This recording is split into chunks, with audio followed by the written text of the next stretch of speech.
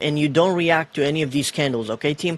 As soon as you get a breakout from there, that's when you're going to react. So you see that bulls broke out here on that candle at 560.30. Let's go to the 5-minute or the 2-minute time frame. We'll start with the 2-minute. You can see on the 2-minute time frame, this is what it looks like. We had the rally, we had you see how even though I drew that zone on the 15-minute time frame, you see how clean it is on the 2-minute time frame? Very, very clean, right?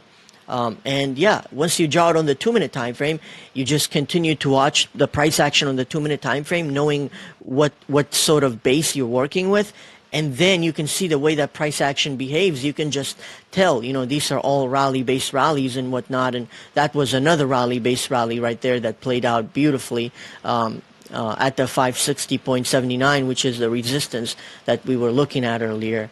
So team, I can show you more of these 15-minute time frames, okay? And this is how it looks like on the 5-minute time frame. We got this beautiful breakout candle there at 10:45 my time, so that's about 1:45, yeah, 1:45 East Coast time. So we got that breakout candle, and they defended it, and yeah, they just rallied from there.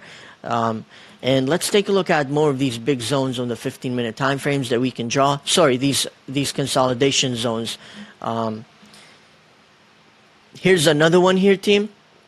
You see this zone right there? Beautiful, right? Here's another one right here too. That's another. Keep in mind, these candles are all 15 minutes, okay? Here's another one. Look at that. Look how many trades you can get off of these beautiful, beautiful moves. Here's another one here. You see that, team? So these are all, and look at the way, the beauty is like you're getting these kind of breakout moves from it. That's what you need. You know, you need these kind of green candles from it, because this is what prints. These candles is what prints.